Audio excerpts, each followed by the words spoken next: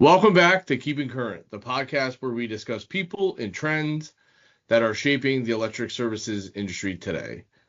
Today's episode focuses on a topic that's affecting every company, every customer, and every corner of our industry, the next generation of engineers. So, what does industry need from young professionals today? What skills matter the most? Where are the opportunities? And how can organizations help develop the next generation of talent? To help us explore these questions, I'm joined with Nabeel from HBM. Nabeel has been a colleague of mine for quite a few years, and I'm excited to have him joining me today on the podcast. Nabeel, welcome to the show. Thanks for having me, Nick. Nabeel, let's start with your journey. Tell us a little about your educational background and how you found your way into engineering. Cool. So growing up in an environment very heavily reliant on technology, I developed a deep interest in electrical concepts since it plays such an important role in our day-to-day environment. My curiosity allowed me to pursue a degree in electrical engineering at the University of Connecticut. I was able to learn about circuit engineering, communications, digital logic design. Then I took a power systems course, which appealed to me the most. I was very happy with the degree because I knew it would allow me the opportunity for various different career paths, and I've been able to experiment a lot during my time of being in the field. Oh. When you graduated, what did you expect your career to look like? When I graduated, I was confident my role would be within the electrical industry, of course. I started off working in design engineering because I wanted to enhance my technical understanding first, but my goal was always to eventually implement that into a more people-facing opportunity, which I'm finally able to do now, which is great. Very cool. From your perspective, and I always love asking questions like this because the way I looked at things when I was in school are different, and you and I we've had conversations like that. What feels different about starting a career today compared to what you heard from experienced professionals? Yeah. I've come to realize that in today's market, there's much more hands-on experience expected than what may have been before. In the past, it seemed like having one internship throughout college would give you a good ground to find a job easily after college. From what I've seen recently, at least, those who were ahead of the game and gained internship experience early on and did it for most of their 4-year college career had definitely had it easier than those who might not have done that. I think overall the market is changing a lot with new technology, where it has become a preference to hire based on more experience, since training may not be as easy to provide since a lot of companies nowadays are trying to keep up with learning new technology themselves. And I think that kind of takes away time from being able to train others, and they're just trying to keep up at the same point. 100%. As a new engineer today, do you face different challenges than other generations, do you think? Yeah, I would say overall the job market in general has become much more competitive and has made it difficult for new engineers to kickstart their careers. In my opinion, the best way to combat this is to network as much as you can throughout college and the use of social media, especially with LinkedIn and resources like that in today's time. Yep. For example, many engineers were affected, including me, from COVID-19 during that time. It took away an internship opportunity that I had, did that for others as well. Yeah. And not everyone had the full engineering experience that others may have had in college before me or before others. This being mostly due to a lot of lab courses becoming remote during that time and just watering down due to the climate at that time as well. I was able to combat that luckily through networking throughout college. So I was still able to get my first job right after graduation, just through a reference with somebody that I worked closely with during college as well. Oh, wow. What's been the biggest adjustment moving from classroom into real world? The biggest adjustment, at least for me, is realizing that there's never a textbook answer or one way to do something. In-class engineering may make you feel that way, but once you are in the real world, you instantly realize that there's much more collaboration and creativity involved in solving complex problems. This was definitely the biggest adjustment for me because since the classroom style is very individual based, as you know, it doesn't implement too much collaboration due to a system where you're individually graded. It takes away that collaborative aspect from you. Gotcha. So I've seen your development over the years from when you started with me 5 years ago. Yeah. In your opinion, what do you think companies are looking for in new engineers today? Um, I think companies are looking for engineers that can adapt fast and Hmm. are willing to learn. There's a much more emphasis on that personality type, in my opinion, Hmm. because at the end of the day, they really just want engineers that can seek mentorship and kind of be molded, if you know what I mean. I do. And I think I'm very well at being able to be molded You're a through my piece of peers. clay, in my opinion, when I first met you, and now to where you've grown to now, it's light years away. A lot of people assume success is all about technical knowledge. How much of your job actually depends on communication, collaboration, and relationship building? As a sales engineer, communication, collaboration, and relationship building is far more important to me and to others than just pure technical knowledge. That's what I've realized. I've come to learn that I may not have all the answers at all times, Yeah.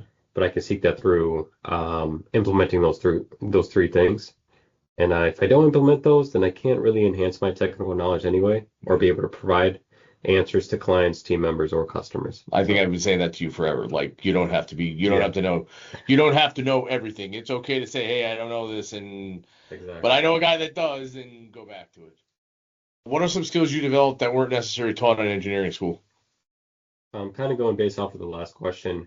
They don't really teach you things like communication, collaboration, or relationship building. Yeah.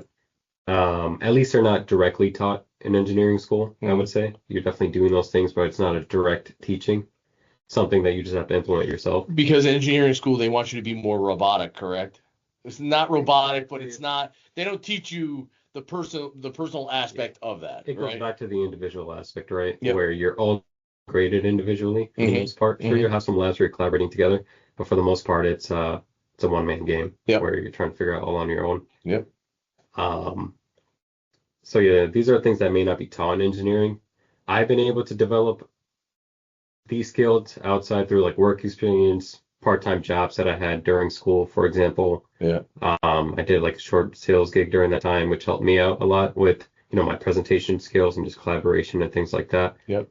Um, but yeah, implementing those qualities have significantly improved my performance in college as well. And I think it's a really important piece of improving my performance in my career today as well too. If you were advising a student preparing to enter the workforce, what skills would you tell them to focus on outside of the technical curriculum? Networking, because that is what allows you to build relationships Yep. and seek mentorship to be successful in the workforce. Yeah. I think it's the most important thing. I totally agree. I've said that for years. My network over the 20 plus years I've been doing this has Hmm. carried me throughout my entire career. And I've been telling you that since day one. Yeah. Um, One of our biggest challenges within our industry right now is transferring knowledge from one person to another. In your opinion, how important has mentorship been in your development so far? And I'm curious to know this because yours truly has been your mentor. Yeah. So mentorship has been the most important part of my development for sure. Seeking that training and learning from senior engineers is, in my opinion, what promotes the best performance in the field, Yeah, not only for you, but for the whole industry as a whole. yeah. And yeah, I think if you don't have a mentor, it's really hard to grow within any career. So I think finding that mentorship in somebody or multiple people is very important. I laugh when you talk, and I said you sound like me some days. So I'm like, how did I say that? What am my lip moving? What's something you've learned from older engineers that surprised you? The biggest thing for me is how little of what you learn from college is utilized. Mm-hmm. Mm-hmm. This is primarily because, college courses give you more of a introduction of the multiple different focus areas you can experiment with, Mm-hmm. especially in the engineering field. Due to it being so diverse, you tend to be taking a lot of courses that may not be instrumental to your career path. Yep. For example, only one course that I took correlates to my current career path, which was power Of systems. course. Of course. Everything else, I don't remember a single thing. Yep. But Yep. it definitely helps you at least with the, adapting fast and enhancing your learning abilities, learning multiple different things at once. I think So, I've I think I've told you when I was in college, yeah. I hated electricity, and now I've been doing it for 20 years. So, have there been moments where field experiences completely changed how you understood something you learned in school? Yeah. And field experience helped me better understand what I had learned in school, Mm-hmm. primarily because I finally got to see what I was taught to be implemented in the real world. Yep. And sometimes it's difficult to attain that best understanding, especially when it's just from a notebook. Yep. You really have to see it in person on the field or in design Mm-hmm. to fully grasp what you're taught. Mm-hmm. Because you can read as many books as you want, but if you're not in front of it, it's not really going to stick to you as much as it would. One of the biggest concepts that when I was in school that I was taught from electrical systems Yeah. was parallel and series circuits. Hmm. And it's funny because DC is all Yeah, yeah, is like that. And it's funny because it blows my mind how many people don't understand DC power. hmm And it's just one of those. It's you see it in a textbook and you're like, oh, Yeah, and then yeah, you see it in the field like, oh, well now that makes sense. yeah. What values do you think come from working alongside people who spent decades in the industry? I like this. I love this Yeah, question. yeah, yeah. There's a lot of value from working alongside others that have been in the field for a long time. From my own experience, I've been able to learn from their past experiences, past mistakes, obviously utilizing them as mentors, and I've been able to really deepen my technical understanding through that. Hmm. It's an unmatched learning experience. You'll never really be able to get it from a class or a Google search. It's Hmm. really something they have to seek, and you're only able to get that working alongside others that have been doing it for a much longer time than you.